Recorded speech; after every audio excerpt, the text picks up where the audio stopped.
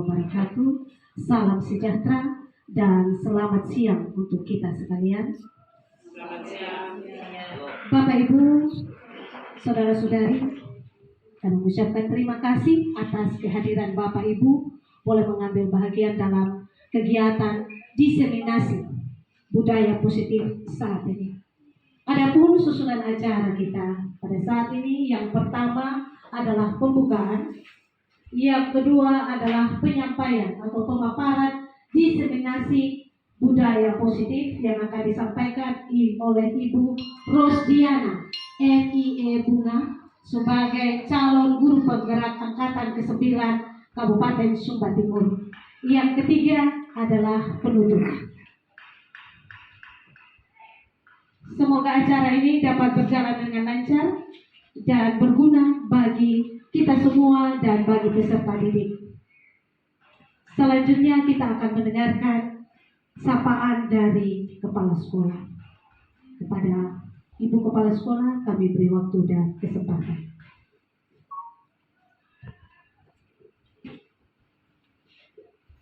Assalamualaikum warahmatullahi wabarakatuh. Salam sejahtera untuk kita semua. Yang saya hormati Ibu Wakil Kepala Sekolah, Bapak Ibu Kepala Urusan, Bapak Ibu Guru dan juga atas usaha yang saya hormati. Pertama-tama patut kita panjatkan puji dan syukur kita kehadirat Tuhan Yang Maha Kuasa. Oleh karena kasih dan kekurangannya kita semua masih dapat melaksanakan aktivitas kita, terutama pada hari ini di dalam kita mendengarkan aksi nyata dan diseminasi tentang aksi nyata budaya positif oleh salah satu rekan guru kita, yaitu Ibu Ivon. Kiranya Ibu Ivon ini menjadi salah satu guru penggerak yang merupakan pencetus budaya positif bagi Bapak Ibu sekalian. Setelah Ibu Ivon, ada lagi Bapak Ibu yang akan mengikuti CGP angkatan berikutnya. Ya, budaya positif ini sebenarnya sudah banyak kita lakukan di sekolah. Hanya mungkin kita belum paham apa yang dimaksud dengan budaya positif itu. Nah, artinya budaya positifnya adalah budaya yang kita bangun untuk dilakukan perubahan-perubahan yang sesuai dengan perkembangan dan kebutuhan dari peserta didik kita. Nah, saya kira saya tidak bicara lebih banyak tentang apa itu budaya positif. Nanti budaya positif itu lebih banyak akan disampaikan oleh calon guru penggerak Ibu Ivon. Mari Bapak Ibu semua kita sama-sama untuk mendengarkan apa yang disampaikan. Saya kira pasti ini sangat baik dan bermanfaat dan berfaedah untuk peningkatan mutu di sekolah kita. Saya kira itu saja. Terima kasih dan salam untuk kita semua. Shalom.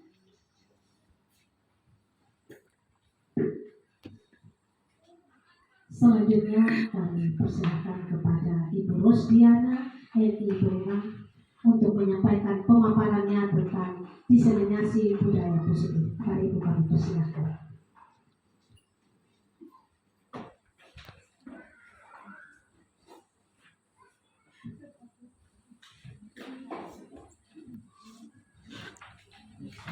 Salam dan bahagia Bapak dan Ibu guru hebat. Yang saya hormati Ibu Emilia Natanela Hulang SPD sebagai Kepala Sekolah SMP Negeri 4 Mauliru. Yang saya hormati Ibu Wakil Kepala Sekolah Ibu Margareta Pamilar Aman SPD dan rekan-rekan guru hebat semuanya. Selamat siang. Apa kabar semua hari ini? Luar biasa. Baiklah, hari ini saya akan mendiseminasikan budaya positif. Nah, Apa itu budaya positif nanti kita akan lalui bersama dalam beberapa waktu ke depan. Sebelum saya menjelaskan tentang diseminasi positif, ada kegiatan berikut yaitu ice breaking. Nah, ice breakingnya Bapak Ibu dapat baca. Saat ini Bapak Ibu ada di posisi mana? Posisi 1 atau posisi 2? Nanti saya berikan kesempatan untuk berpendapat. Posisi 1 itu selalu rajin ke sekolah. Posisi 2 selalu bersikap baik pada siswa.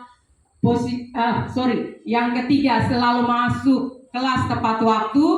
Kemudian tidak pernah memberi hukuman kepada siswa. Itu di posisi pertama. Kemudian di posisi kedua, terkadang telat datang sekolah. Terkadang kita marah-marah pada siswa. Terkadang juga kita lambat masuk kelas. Yang berikut sesekali memberikan hukuman pada siswa. Ada di posisi mana Bapak dan Ibu sekarang? Mungkin ada yang mau berpendapat. Saya persilahkan 2 orang untuk menjawab. Bisa angkat tangan. Mungkin Ibu Yaku mau berpendapat, saya persilahkan. Ibu Yaku di posisi yang kedua.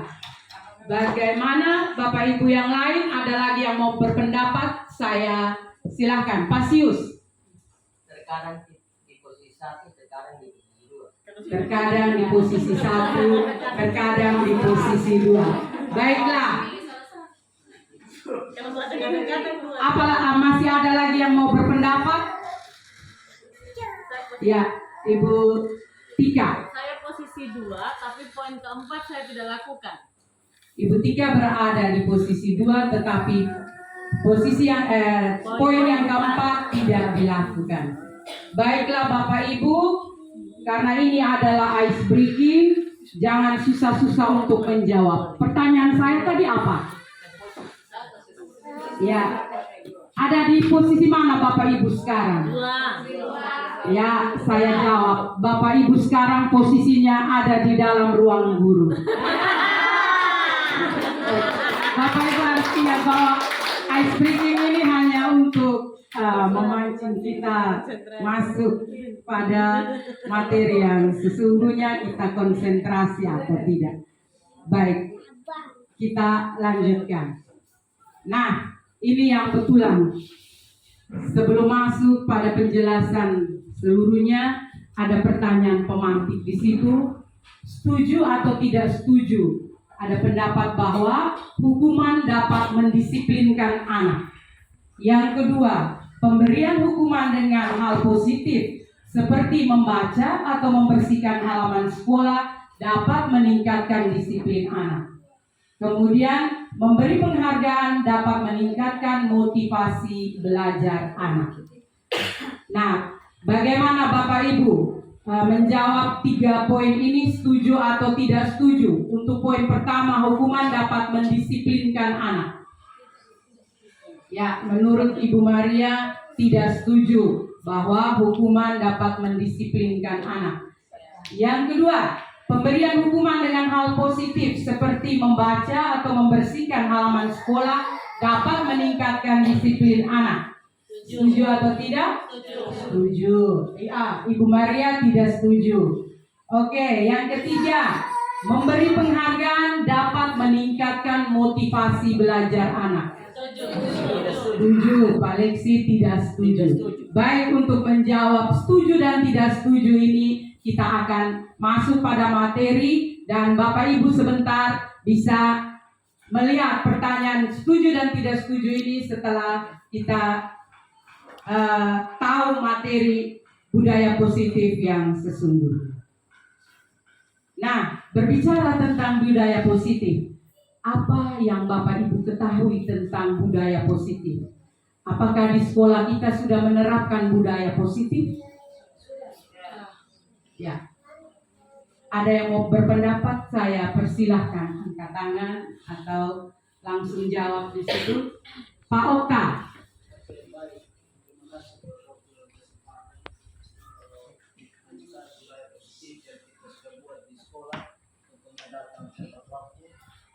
sekolah dan contohnya kita lihat sampah yang berserakan kita pilih. Jangan karena kita guru tidak angkat, kalau kita lihat kita angkat supaya siswa bisa lihat.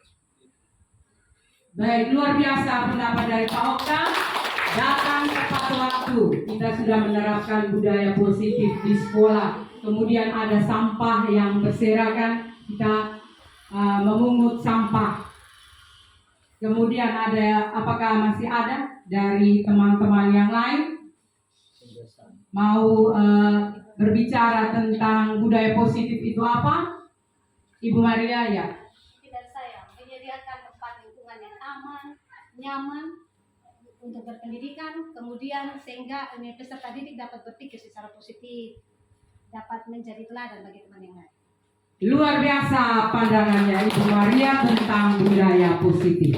Baik, budaya positif itu merupakan perwujudan dari nilai-nilai atau keyakinan universal yang diterapkan di sekolah. Selama ini barangkali kita sebagai guru merasa berkewajiban mengontrol perilaku siswa agar memiliki perilaku sesuai dengan yang kita harapkan. Misalnya, guru itu sering memberikan hukuman kepada siswa yang melakukan kesalahan dan memberikan penghargaan kepada siswa yang melakukan perbuatan baik. Nah, budaya positif ini kita sudah jalankan di sekolah, tadi sudah disebutkan. Salah satunya datang tepat waktu, kemudian kalau kita baca ada senyum sapa salam, moto sekolah kita beriman, bersih, indah, aman, dan nyaman, dan itu sebagian kita sudah jalankan. Nah, untuk budaya positif ada konsep inti yang mau saya sampaikan, ada perubahan paradigma, kemudian disiplin positif dan nilai-nilai kebajikan universal, teori motivasi, ada hukuman, ada penghargaan, ada restitusi, itu di pertanyaan pemantik tadi. Kemudian ada kebutuhan dasar manusia, posisi kontrol, keyakinan sekolah atau keyakinan kelas, dan yang terakhir ada segitiga restitusi. Baik, kita akan belajar tentang perubahan paradigma. Nah, kita akan melakukan permainan. Nah, permainan ini bisa dilakukan berpasangan. Misalnya ada Ibu Tika atau Ibu Yetri. Di situ diminta untuk menyobek secari kertas, tuliskan benda berharga atau tidak ada kertas di situ. Bayangkan di tangan sebelah kiri atau kanan itu ada sesuatu benda berharga yang sudah dipikirkan. Kemudian buatlah sebuah kepalan tadi. Kemudian teman Ibu Yetri tadi berusaha untuk mencoba dengan sekuat tenaga dengan berbagai cara untuk meminta agar Ibu Tika itu memberikan benda tersebut. Nah, apakah Ibu Yetri ini bisa membujuk dengan mengancam, menghardik, merayu, menyuap, atau apa saja? Apakah Ibu Tika mau kasih atau tidak benda berharga itu? Coba bisa lakukan ilustrasi ini. Jangan kasih tahu benda berharganya apa.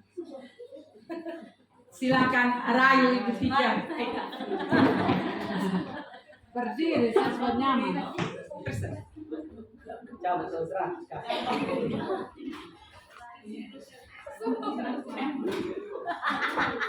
Apakah dengan suap Ibu Tika mau benda berharga yang dikeluarkan dari kepala tangannya?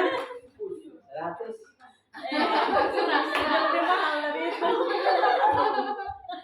Ibu Tika tidak mau. ATM juga. Ibu Tika mau kasih? Isinya banyak.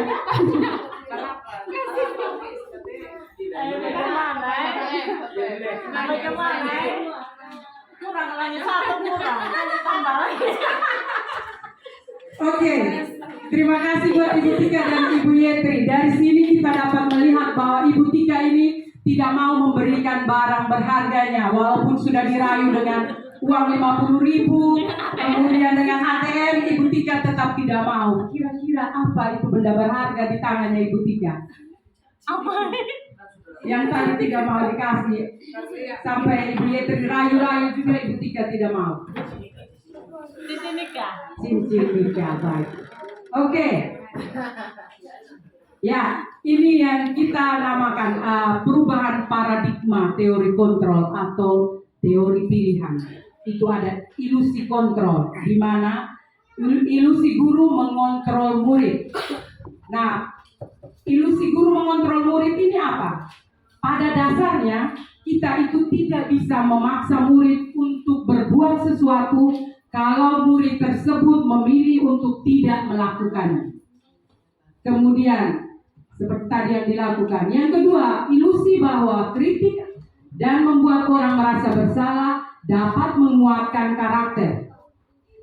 Nah, yang ketiga, ilusi bahwa semua penguatan positif itu efektif dan bermanfaat. Kemudian yang keempat, ilusi bahwa orang dewasa memiliki hak untuk memaksa. Banyak orang dewasa itu yang percaya bahwa mereka memiliki tanggung jawab untuk membuat murid-murid berbuat hal tertentu. Itu tentang perubahan paradigma. Nah, perubahan paradigma ini menurut pendapat ahli di situ ada stimulus respon, teori kontrol atau teori pilihan. Stimulus responnya, kita mencoba mengubah orang agar berpandangan sama dengan kita. Teori kontrolnya, kita berusaha untuk memahami pandangan orang lain tentang dunia. Yang berikut, perilaku buruk dilihat sebagai suatu kesalahan. Kalau teori kontrol mengatakan bahwa semua perilaku itu memiliki tujuan. Yang berikut, stimulus respon, orang lain bisa mengontrol saya.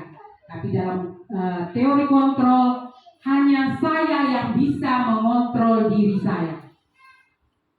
Yang berikut, stimulus responnya, saya bisa mengontrol orang lain. Tetapi menurut teori kontrol, Anda tidak bisa mengontrol orang lain. Yang berikut, pemaksaan ada pada saat bujukan gagal. Teori kontrol mengatakan bahwa kolaborasi dan konsensus menciptakan pilihan-pilihan yang baru. Yang berikut, stimulus respon, model berpikir menang atau kalah, tetapi pada teori kontrol itu model berpikir menang-menang. Nah, itu tentang perubahan paradigma dengan ilustrasi tadi Ibu Tika dan Ibu Yetri. Baik, kita masuk budaya positif yang berikutnya adalah disiplin positif. Tadi yang Pak Okta sebutkan salah satunya adalah disiplin. Nah, ketika mendengar kata disiplin ini, apa yang terbayang di benak Bapak Ibu? Atau apa yang terlintas di pikiran Bapak dan Ibu semua tentang disiplin ini? Saya minta teman-teman yang lain bisa menyampaikan pendapatnya. Kita hanya punya satu mic, bisa bersuara lebih keras. Kira-kira ketika mendengar kata disiplin ini, apa yang terbayang di pikiran Bapak Ibu? Ya, Ibu Tika mungkin lebih keras suara. Bertindak sesuai aturan Bertindak sesuai aturan yang ditetapkan. aturan yang ditetapkan. Luar biasa Ibu Tika. Ada lagi yang mau berpendapat? Apa yang boleh dan tidak boleh dilakukan. Baik, itu pendapat dari dua teman kita. Kita lihat makna kata disiplin. Sebagai pendidik, tujuan kita adalah menciptakan anak-anak yang memiliki disiplin diri, sehingga mereka bisa berperilaku dengan mengacu pada nilai-nilai kebajikan universal dan memiliki motivasi intrinsik, bukan ekstrinsik.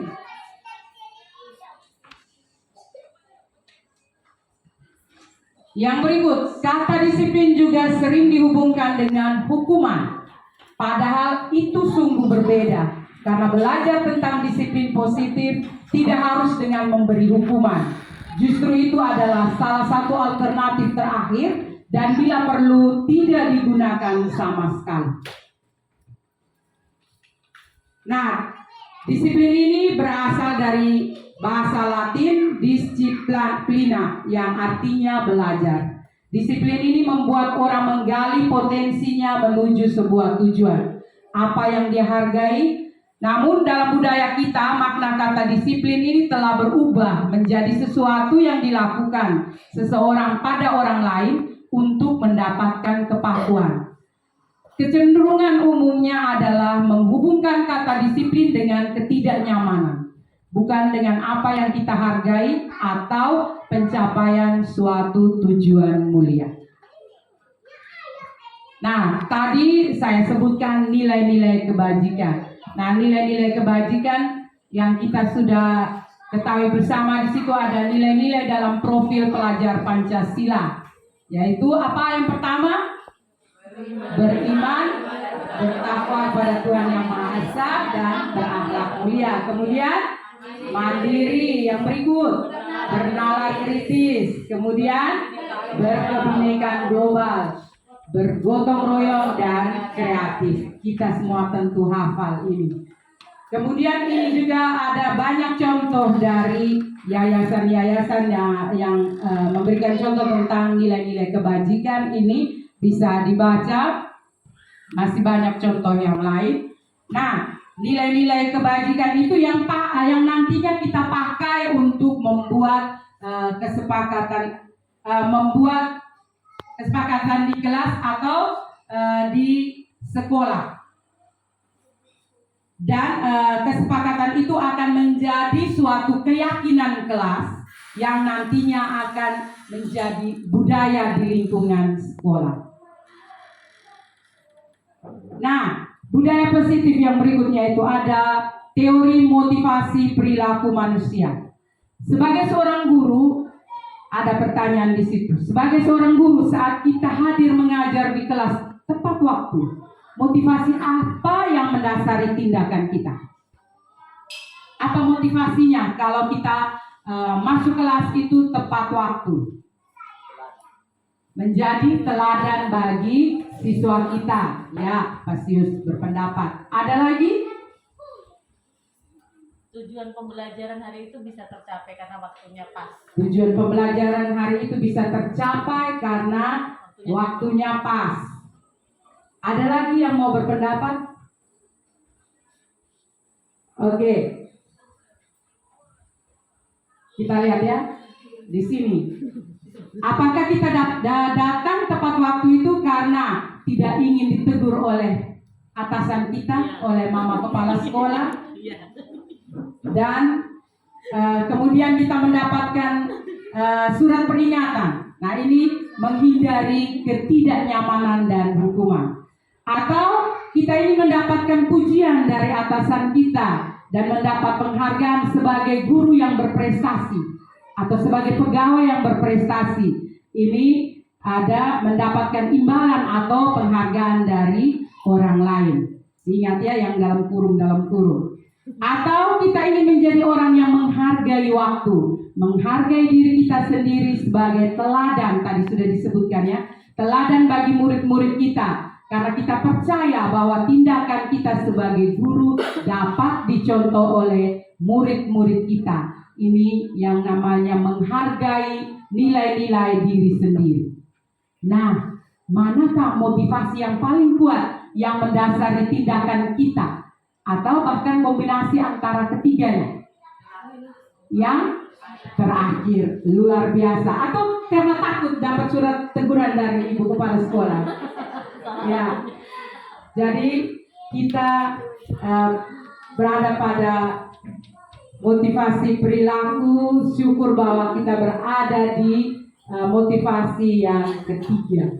Nah, ini tadi yang disimpulkan dari teori motivasi perilaku manusia. Ada yang pertama, untuk menghindari ketidaknyamanan atau hukuman. Apa yang akan terjadi apabila saya tidak melakukannya? Kemudian itu adalah motivasi eksternal dari luar. Kemudian untuk mendapatkan imbalan dari orang lain atau mendapatkan penghargaan apabila apa yang saya dapatkan kalau saya itu rajin datang pagi. Itu motivasinya motivasi eksternal. Kemudian yang ketiga, untuk menghargai diri kita sendiri saya akan menjadi orang yang seperti apa bila saya melakukannya. Dan luar biasa kita memilih berada pada teori motivasi perilaku yang ketiga. Dan sejauh yang kita jalani bersama, kita dapat menilai masing-masing pribadi kita. Nah, itu adalah motivasi internal, motivasi dari dalam. Nah, itulah tujuan dari disiplin positif. Nah, yang berikut, budaya positif yang berikut ada nilai-nilai intinya tadi ada hukuman dan penghargaan. Nah, ternyata kita memberikan penghargaan itu ada di sini bilang dihukum oleh penghargaan, bahwa penghargaan itu berlaku sama dengan hukuman. Dan dalam arti meminta atau membujuk seseorang melakukan sesuatu untuk memenuhi suatu tujuan tertentu dari orang yang meminta atau membujuk. Dorongan eksternal dan akan ada faktor ketergantungan.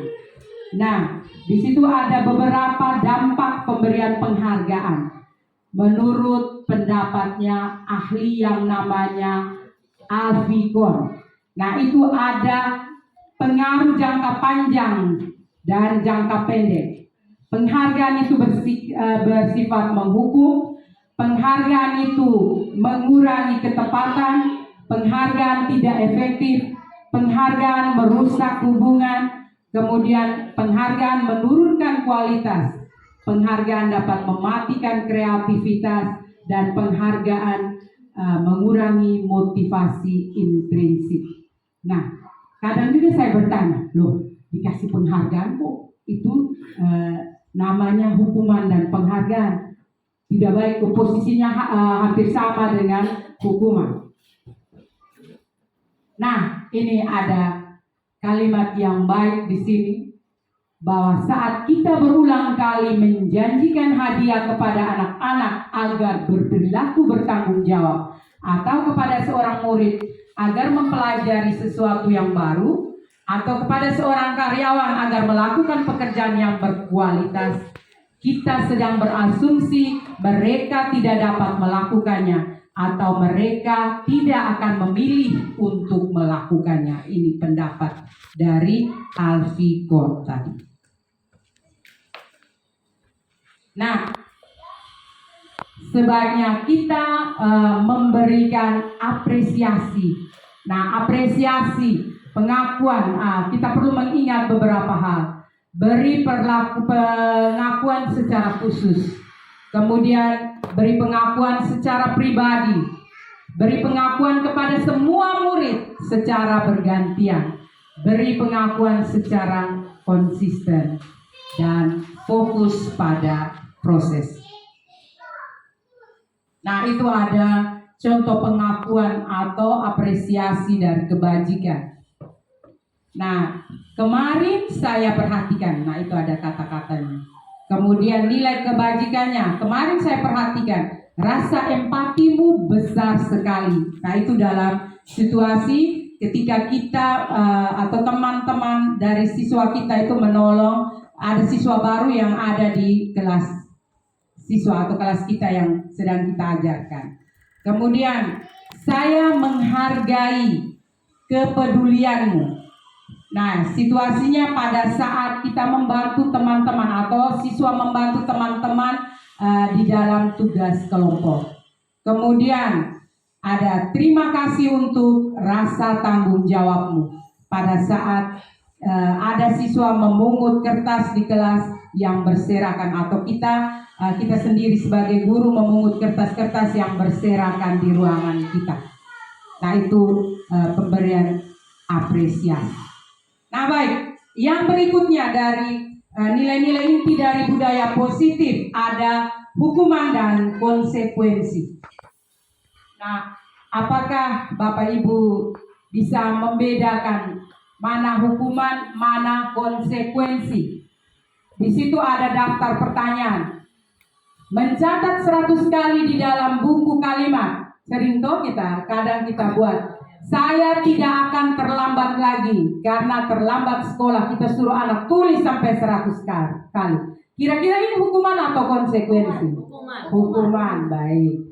Yang berikut, lari mengelilingi lapangan basket 2 kali karena terlambat hadir di sekolah. Ini hukuman atau konsekuensi? Ya, hukuman. Yang berikut, murid diminta untuk push up 15 kali karena tidak menggunakan masker ke sekolah. Ini yang dulu-dulu. Hukuman. Yang berikut, menggantikan kertas tugas teman karena telah dicoret-coret. Konsekuensi. Yang berikut, membersihkan tumpahan air di meja tulis karena tersenggol pada saat belajar. Konsekuensi. Murid disuruh untuk mengenakan sepatu seharian di sekolah karena tidak mengenakan sepatu itu. Di sini mungkin murid disuruh untuk tidak kurang kata tidak mengenakan sepatu seharian di sekolah karena tidak mengenakan sepatu hitam. Itu hukuman atau konsekuensi? Ya, ada yang hukuman, ada yang konsekuensi. Sebentar kita lihat. Lari mengelilingi lapangan basket 2 kali karena terlambat 10 menit untuk pelajaran PJOK. Hukuman atau konsekuensi? Hukuman, ada yang konsekuensi. Kita lihat jawabannya. Ya, yang sudah dijawab tadi ada yang tepat. Nah, lari mengelilingi lapangan basket 2 kali karena terlambat 10 menit untuk pelajaran PJOK itu konsekuensi ya. Nah, bisa jadi pada saat dia belum datang, guru PJOK sudah suruh anak melakukan pemanasan. Dan itu sudah dilakukan sebagai akibat dari dia datang terlambat, maka dia disuruh untuk lari keliling lapangan. Itu konsekuensi. Nah, itu ada perbedaan hukuman dan konsekuensi. Hukuman itu sesuatu yang menyakitkan, harus terjadi. Konsekuensi sesuatu harus terjadi. Hukuman itu membuat anak sakit baik fisik maupun hatinya untuk jangka waktu yang lama.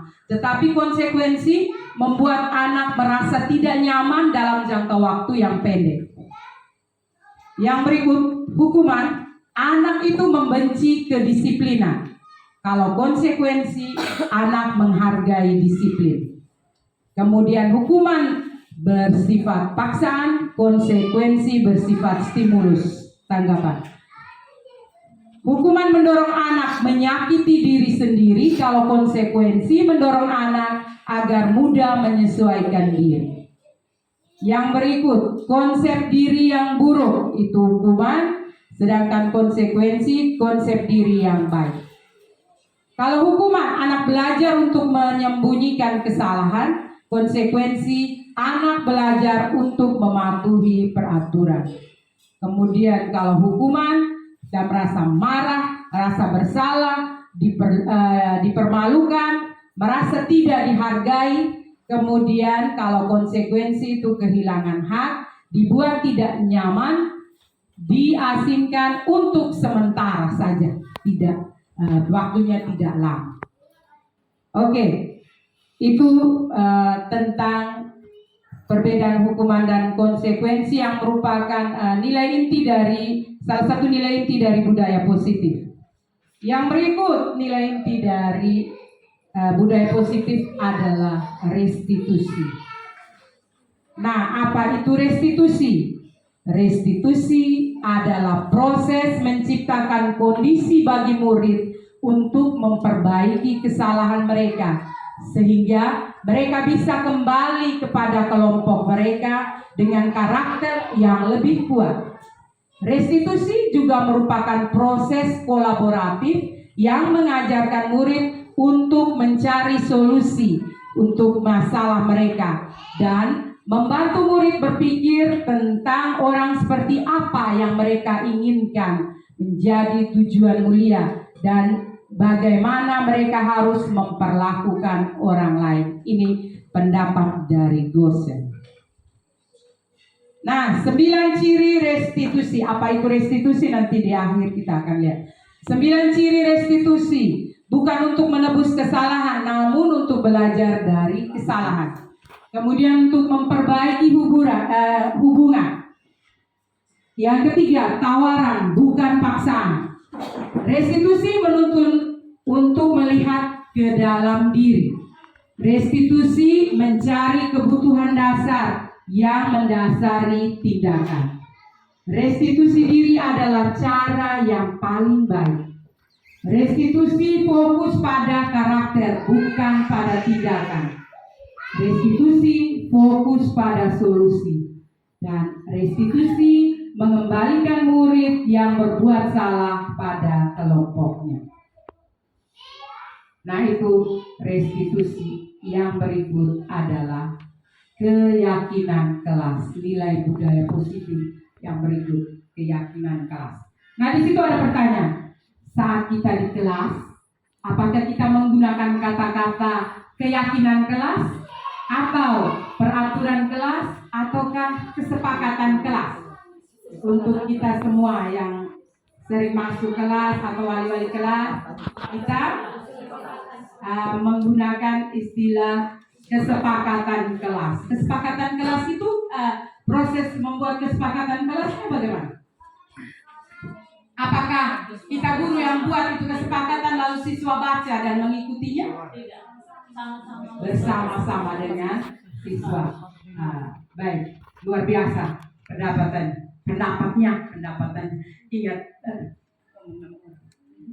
Ingat yang lalu-lalu. Baik, tentang keyakinan kelas. Tadi kita memilih bahwa itu adalah kesepakatan kelas. Nah, dalam pendidikan calon guru penggerak ini kita diminta untuk membuat keyakinan kelas. Mengapa tidak peraturan saja? Mengapa harus keyakinan kelas? Nah, ada contohnya seperti ini. Mengapa kita memiliki peraturan harus menggunakan helm bila kita mengendarai kendaraan roda 2? Tujuannya untuk apa? Menjaga keselamatan. Lalu kalau kita, terutama guru laki-laki atau siswa bahkan, itu dilarang untuk merokok di sekolah, itu tujuannya untuk apa? Untuk apa? Menjaga kesehatan. Rokok berbahaya. Terus yang berikut, mengapa kita memiliki peraturan harus datang tepat waktu pada saat mengikuti pelatihan atau pada saat mengikuti kegiatan kita di sekolah? Kira-kira tujuannya apa? Supaya kita bisa memanage diri kita, atau apalagi istilah yang kita pakai sehari-hari. Apa? Supaya jangan malu. Oke. Menghargai diri. Baik. Nah, nilai-nilai tadi yang disebutkan, contohnya tadi pakai helm untuk keselamatan, kemudian tidak merokok itu untuk kesehatan, kemudian ketertiban, itu yang dinamakan dengan keyakinan kelas. Di kelas, murid bukan sekedar mentaati peraturan kelas saja, tetapi dari peraturan itu ia meyakini bahwa ada nilai yang terkandung di dalamnya, sehingga terbentuk motivasi intrinsik, motivasi dari dalam. Untuk mendukung motivasi intrinsik, kembalilah kita kepada nilai-nilai atau keyakinan-keyakinan yang lebih menggerakkan seseorang dibandingkan dengan serangkaian kata mengikuti peraturan-peraturan. Bayar 2.000 kalau datang terlambat. Kemudian ada juga yang buat peraturan kelas, kalau apa 5 kali bayar 3.000. Itu masih bersifat menghukumnya, peraturan-peraturan yang bersifat menghukum. Nah, sekarang marilah kita, setelah kita melihat ini, kita buat keyakinan kelas. Ini dari peraturan kelas kita buat keyakinan kelas, buat suatu keyakinan kelas, sehingga kita dapat menciptakan lingkungan belajar yang positif. Dengan lingkungan yang positif ini akan membudaya menjadi budaya positif.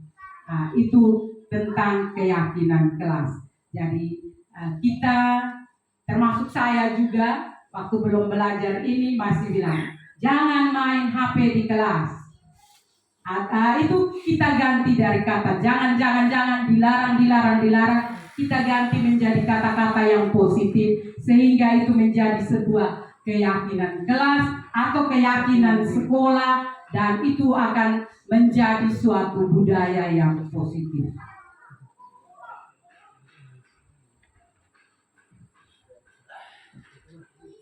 Nah, tentang keyakinan kelas ini ada peraturan. Selalu kembalikan buku ke tempatnya. Anak-anak, itu buku-buku literasi itu kalau habis baca bawa pulang di perpustakaan.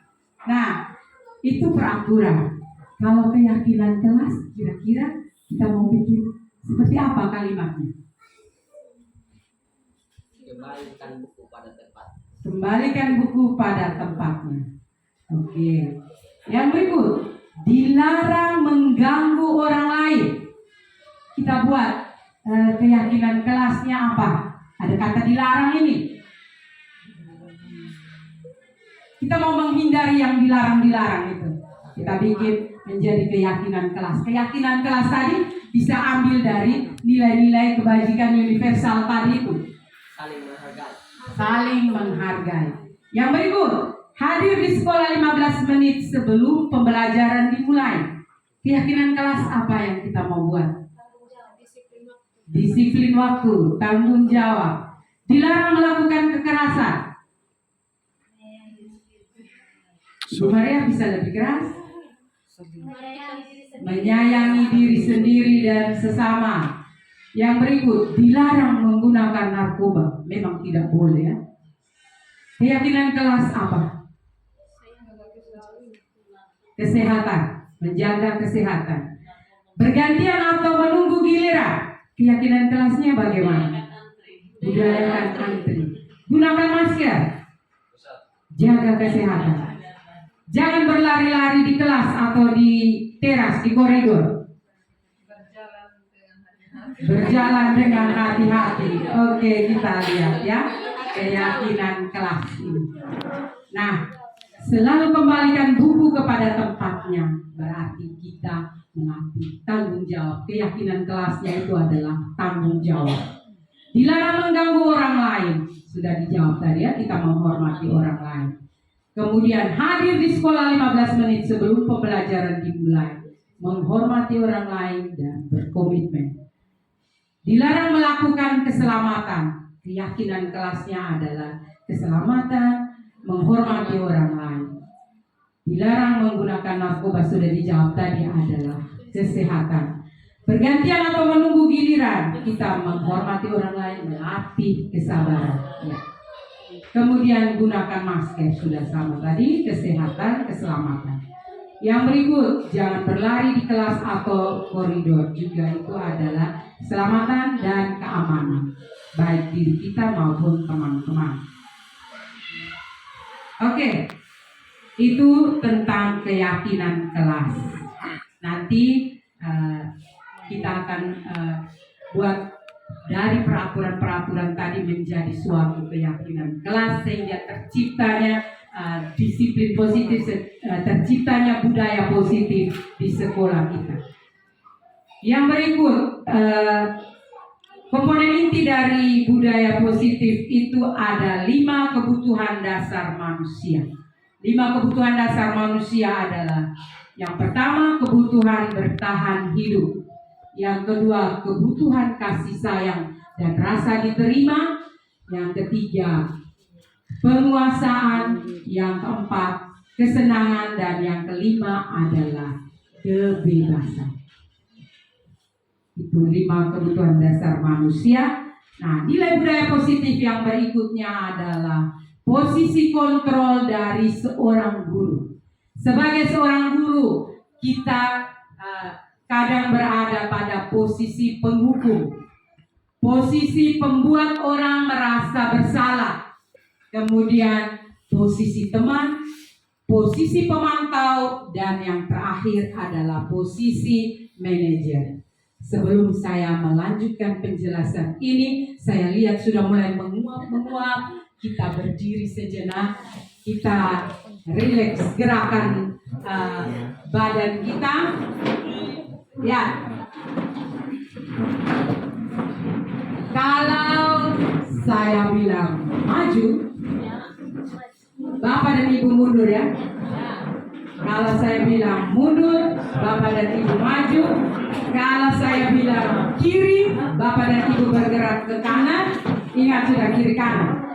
Kalau saya bilang kanan, Bapak dan Ibu bergerak ke kiri. Ya. Baik, kita mulai. Jangan lompat, awas. Nanti ada yang jatuh. Mundur. Maju. Kiri. Kanan. Maju mundur. Kiri kanan. Konsentrasi. Oke, baik. Kita mulai. Saya ulangi ya, saya bikin 4 kombinasi. Konsentrasi. Maju, mundur, kiri, kanan.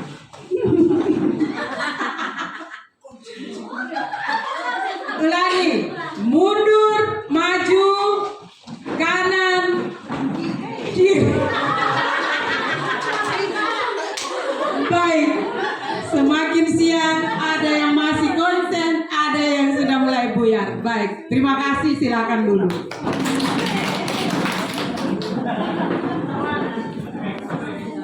Ya, ini tadi posisi kontrol kita sebagai seorang guru. Nah, mungkin terlalu kecil, ada yang tidak bisa membaca, saya bacakan. Posisi kontrol kita sebagai penghukum. Nah, penghukum kadang kita berbuat itu menghardik anak, menunjuk-nunjuk, kemudian menyakiti, kadang kita menyindir. Kemudian pembuat rasa bersalah, kita berceramah dan mengatakan seharusnya begini, seharusnya begitu. Ibu kecewa sekali dengan kalian. Nah, ini pada posisi kontrol sebagai penghukum dan pembuat rasa bersalah, itu kontrol dari luar dan diidentifikasi sebagai identitas yang gagal.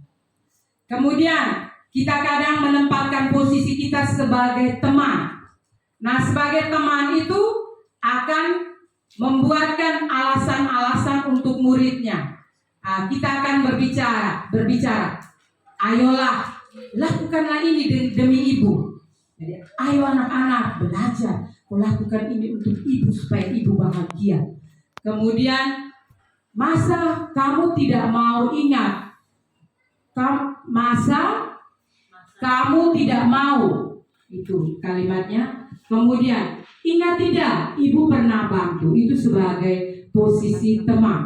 Kemudian terkadang kita menempatkan diri kita sebagai posisi pemantau. Posisi pemantau ini dengan menghitung dan mengukur.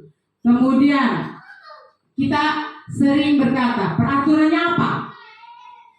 Nah, dari dua posisi ini sebagai posisi teman maupun posisi pemantau itu sebagai identitas berhasil atau sukses, tapi itu kontrolnya dari luar.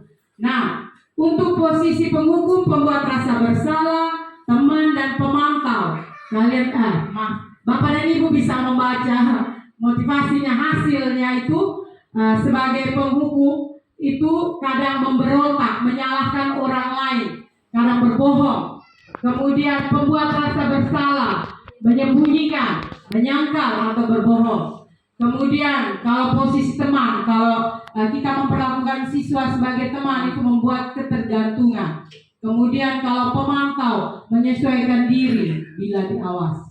Dan dari 4 yang saya sudah sebutkan, ada yang posisi kita sebagai identitas yang berhasil atau sukses, yaitu posisi sebagai manajer.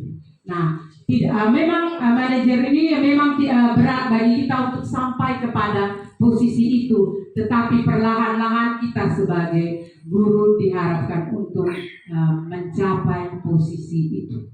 Nah, yang lain-lain bisa dibaca. Kemudian ini ada pertanyaan. Nah, kira-kira dari kalimat-kalimat yang saya tulis ini, posisi kontrol kita sebagai apa? Siapa yang mengatakan posisi kontrolnya kita apa? Saya kecewa sekali dengan kamu. Tadi kalau diingat-ingat, posisi kontrol yang mana kalau kalimat ini kita utarakan? Rasa bersalah. Membuat rasa bersalah. Kemudian yang kedua, kamu tidak pernah benar melakukannya. Memberi hukuman. Posisi Hukuman. membuat rasa bersalah dari Berlina, dari Pasius, hukuman. Kemudian yang ketiga, ayolah lakukanlah demi saya ya, posisi teman. Kemudian yang berikut, apakah kamu mau mendapatkan stiker bintang hari ini? Manajer. Nah, kita lihat Memantau. ada pemantau. Nah, sebentar kalau kita lihat ya. Bagaimana kamu bisa menyelesaikan masalah ini? Manajer. Manajer. Kamu selalu yang paling terakhir. Posisi apa? Pemberi rasa bersalah. Pembuat rasa bersalah, ada yang menjawab pemantau. Membuat rasa bersalah. Baik, kita lihat. Saya kecewa sekali dengan kamu, itu pembuat orang merasa bersalah. Kamu tidak pernah benar melakukannya, selalu kita pada posisi menghukum. Kemudian, ayo lakukanlah demi Bapak dan Ibu, ada kata ayo di situ, posisi teman. Kemudian, apakah kamu mau mendapatkan stiker bintang hari ini? Sebagai posisi pemantau. Kemudian, bagaimana kamu bisa menyelesaikan masalah ini? Posisi manajer. Jadi dari yang dijawab-jawab tadi, ada benarnya lah. Artinya saya masih konsentrasi. Kemudian, kamu selalu yang terakhir dan semua jawab dengan benar, yaitu sebagai posisi penghukum.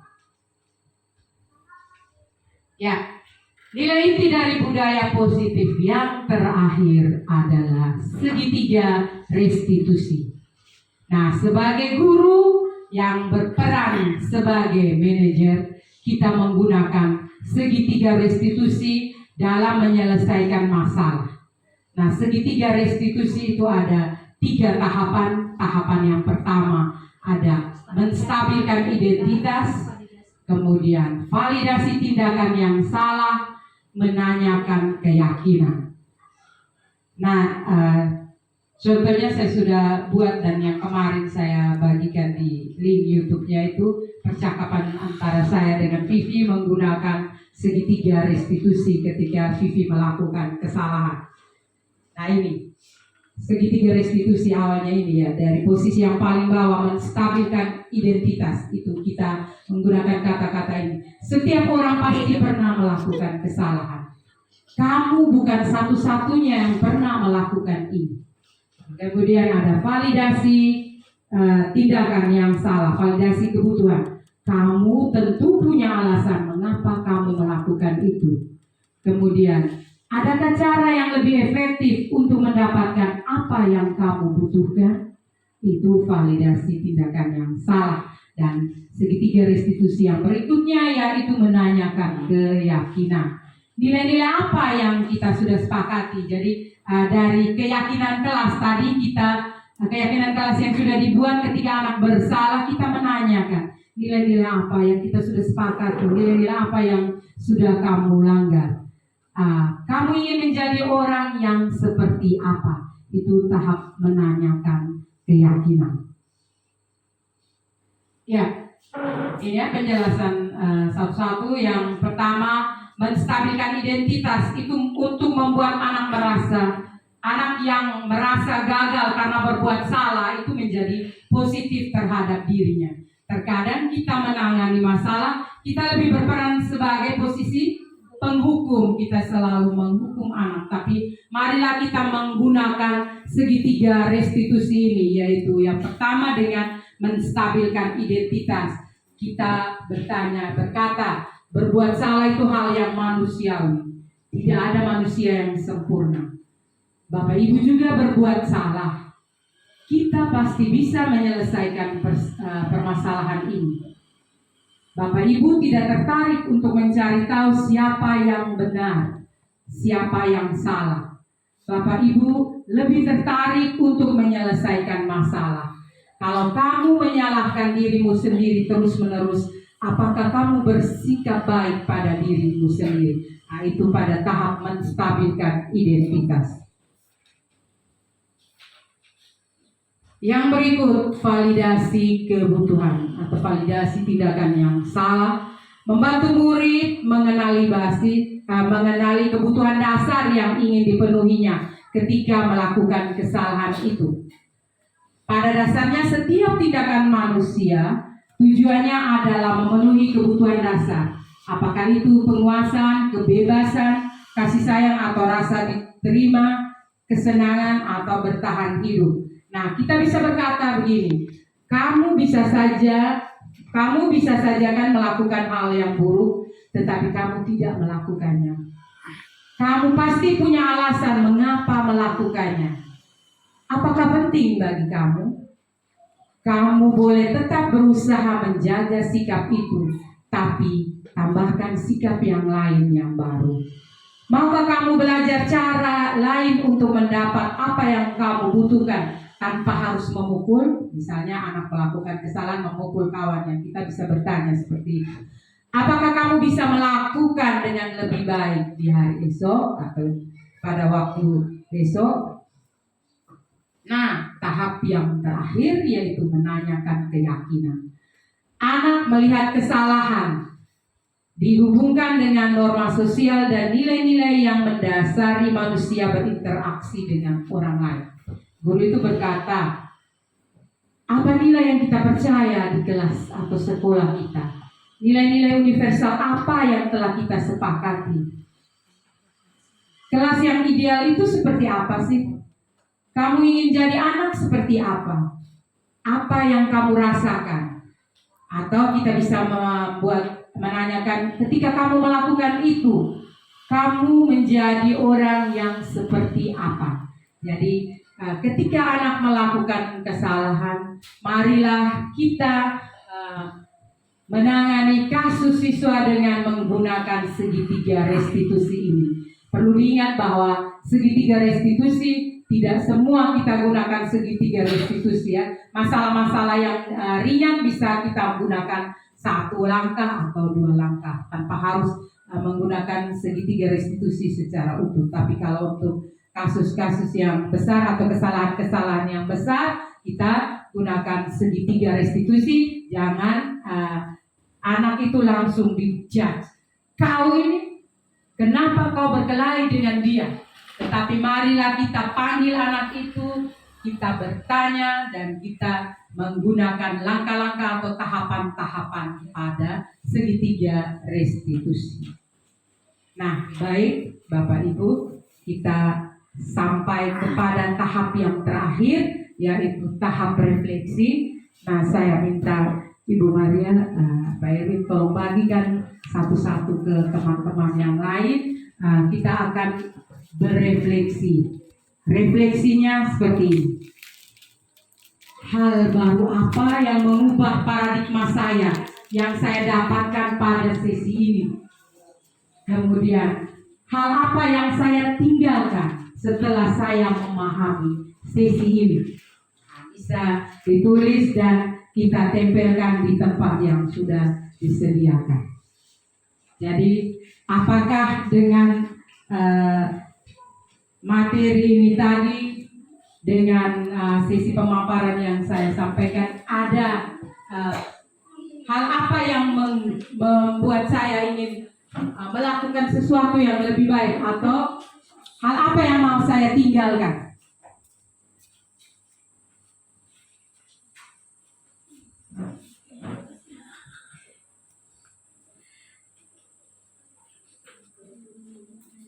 Tidak usah pikir yang susah-susah.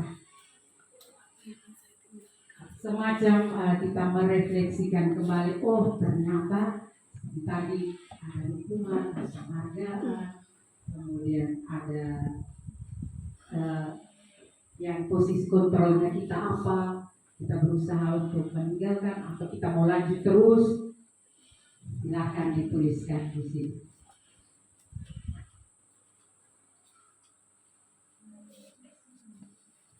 Yang sudah boleh maju dan tempelkan di depan.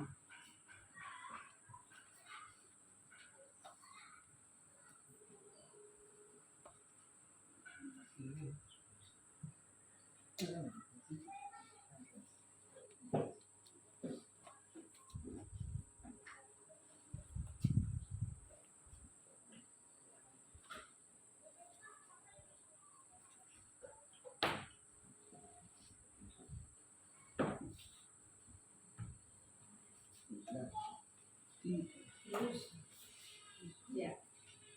Tidak usah tulis nama. Yang mau tulis nama silahkan.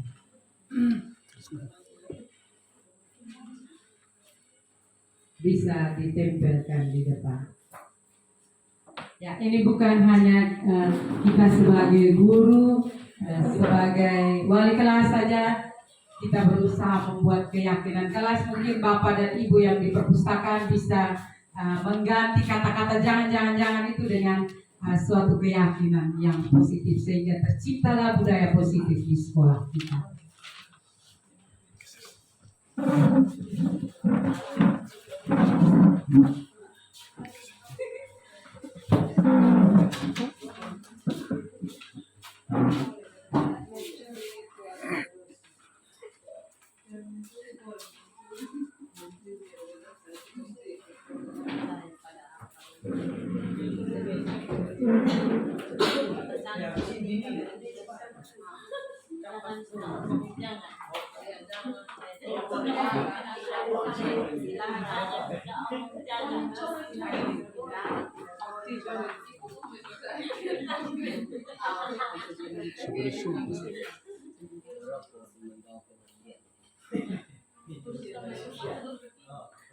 Ya, Ibu Agnes macam kerja ujian sampai kerut-kerut. Bapak dan ibu-ibu guru BK jadi juga bisa menggunakan segitiga restitusi ini untuk menangani kasus-kasus siswa.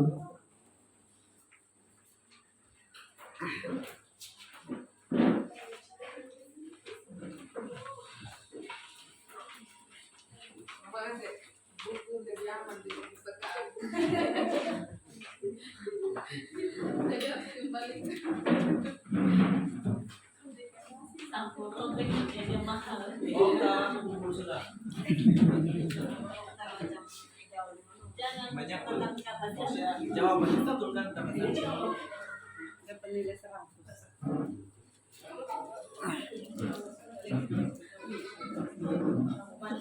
Ya, baiklah Bapak dan Ibu semua, demikianlah penyampaian saya diseminasi tentang budaya positif. Kiranya dengan materi ini dapat membuat kita menjadi lebih baik demi terciptanya budaya positif di sekolah. Terima kasih untuk kebersamaan kita pada hari ini. Saya ucapkan kepada kita semua selamat siang dan shalom. Nanti kita akan tutup dengan doa.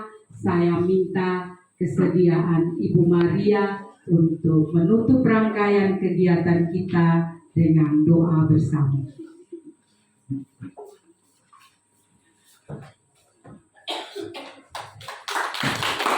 Baik, terima kasih kepada Ibu Rosdiana telah menyampaikan pemaparan materi dan berhubungan dengan diseminasi budaya positif. Saya yakin dan percaya bahwa pemaparan materi itu dapat merubah paradigma kita sebagai pendidik di tempat ini, sehingga kita dapat tergerak untuk mengikuti aksi nyata dalam membudayakan budaya positif di dalam kita berinteraksi dengan peserta didik kita. Terima kasih banyak kepada Ibu Rosdiana, dan pada akhirnya kita akan menutup seluruh kegiatan kita pada siang hari ini dengan kita berdoa bersama-sama. Saya akan memimpin doa ini dalam iman percaya Kristen Protestan. Mari kita berdoa. Bapak kami yang di surga, Bapa yang sungguh luar biasa menyatakan cinta kasih-Mu dalam kehidupan kami. Kami berterima kasih ya Bapa, karena Engkau terus menyertai, membimbing dan memberkati kami, sehingga pada siang hari ini kami boleh mendengar pemaparan diseminasi budaya positif yang merubah dan menggugah kehidupan kami sebagai pendidik, sehingga kami dapat membudayakan budaya positif di lingkungan sekolah kami. Mungkin ada hal-hal ya Bapak yang sering kami lakukan yang tidak sesuai. Kiranya Tuhan mau mengampuni kami dan mengajarkan kami untuk terus terbuka terhadap perubahan dan nilai-nilai keyakinan yang akan kami jalankan bersama-sama dengan peserta didik. Sehingga ya Tuhan, kami dapat menciptakan lingkungan yang positif, yang aman dan nyaman bagi peserta didik kami, sehingga anak-anak didik kami ya Bapak dapat belajar mandiri, bertanggung jawab di dalam kehidupan mereka.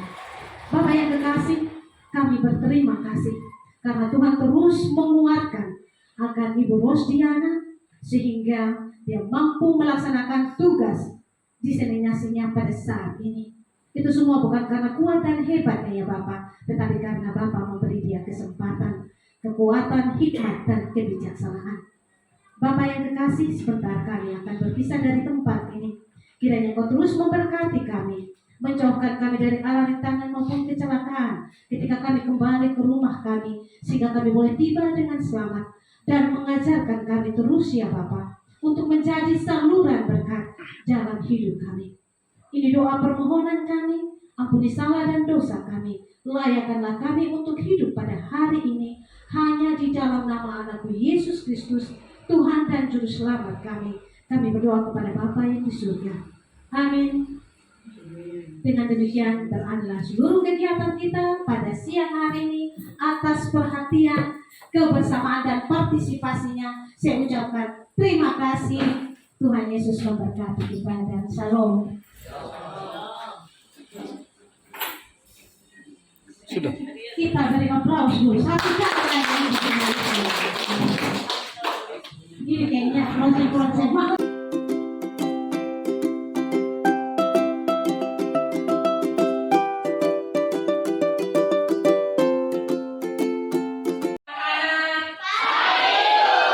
Apa kabar semua? Biasa. Baik, hari ini kita akan membuat keyakinan kelas. Pernah dengar ini keyakinan kelas? Bagaimana kalau pernah keyakinan kelas? Coba. Bagaimana keyakinan kelas? Ini belum pernah dengar. Yang sudah pernah tadi bagaimana? Coba. Oh, belum pernah. Tidak jadi lagi. Oke. Keyakinan kelas itu mirip-mirip peraturan kelas. Ya, mirip dengan peraturan kelas, tetapi peraturan kelas itu dalam bentuk keyakinan. Nah, tujuannya supaya kalian bisa berusaha menjadi orang yang berpikiran positif. Kalian akan berusaha menjadi lebih bertanggung jawab. Contohnya, pada peraturan kelas untuk waktu kalian ulangan, terkadang guru bilang apa di situ? Jangan menyontek. Tetapi dengan keyakinan kelas kita mengurangi kata yang jangan, dilarang ya. Tetapi kalau jangan menyontek itu berarti dengan keyakinan kelas kita harus jujur ya. Jadi kata-kata yang positif, yang negatif-negatif seperti dilarang, jangan itu kita hindari. Bisa dipahami ini? Contohnya kalau kalian lari-lari di luar kelas, itu kan bukan kalau peraturannya itu jangan lari di luar kelas nanti jatuh. Tetapi keyakinan kelas kita mengatakan bahwa jagalah keselamatan. Jadi kata-kata yang positif. Baik, sekarang Ibu akan bagikan kertas. Kita belajar membuat keyakinan kelas. Kalian menuliskan apa saja itu, nanti ditempelkan di depan, yang sama nanti Ibu lakukan ya. ditulis keyakinan keluarga.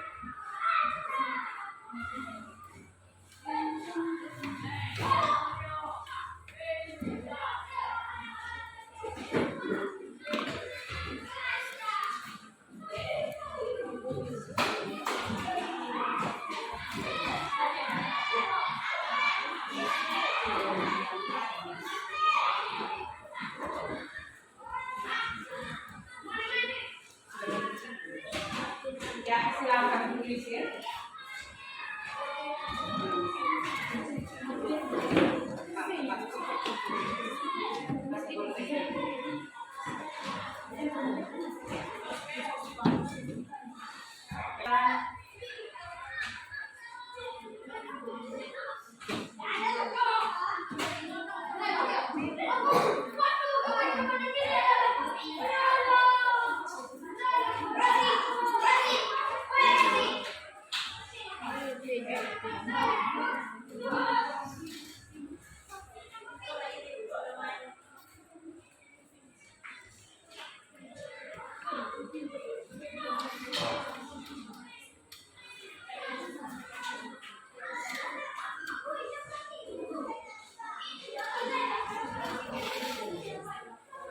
Ya, yang sudah boleh ditempelkan.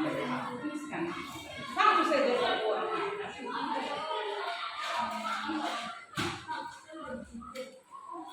Depan, boleh menempelkan di tempat yang sudah Ibu sediakan di depan.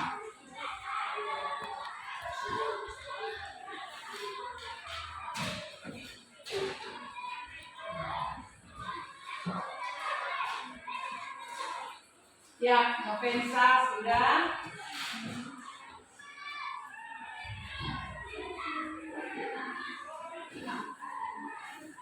Oke.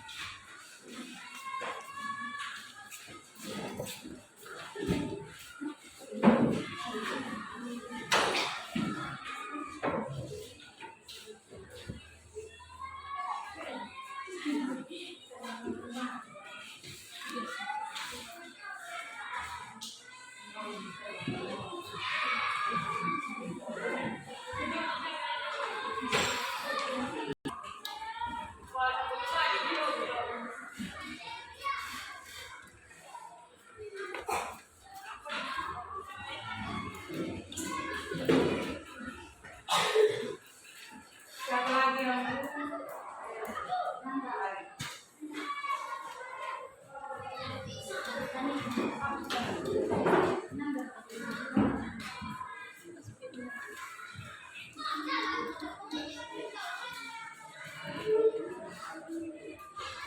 Arinanda?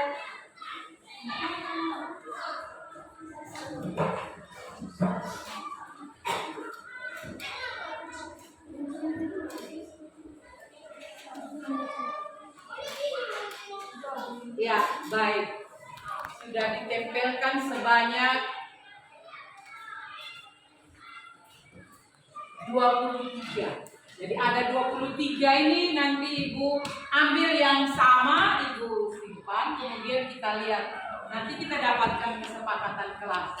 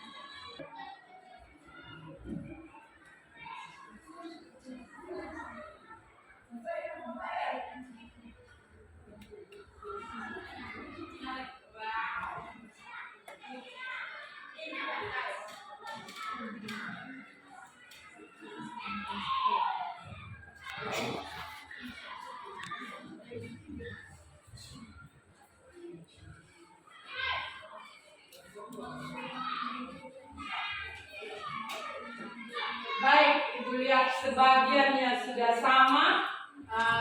Kita dapatkan ada yang menulis 6 poin di sini, ada 6 orang yang menuliskan, dan ini yang kita akan jadikan sebagai keyakinan kelas kita.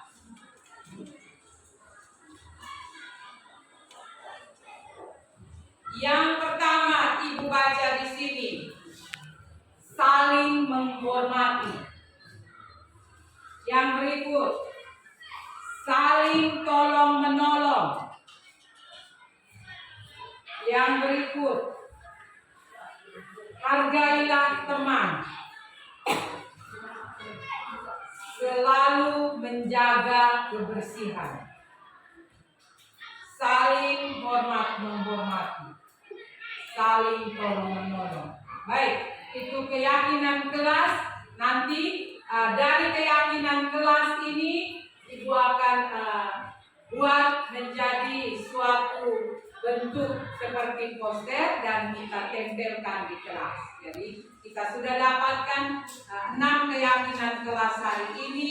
Yang pertama tadi Ibu sudah baca, nanti dirangkumkan, yaitu saling menjaga kebersihan, disiplin dan tepat waktu, saling tolong menolong, berbicara dengan sopan, saling menghormati. Jadi yang kata-kata yang tidak ada lagi kata-kata negatif seperti jangan tadi Ibu sudah satukan dan Ibu ambil yang positif. Nah, ini semua berasal dari kalian. Demikian untuk pembuatan kesepakatan kelas hari ini, keyakinan kelas. Kita akan tanda tangan, kalian maju di sini dan tanda tangan supaya lebih sah. Mari.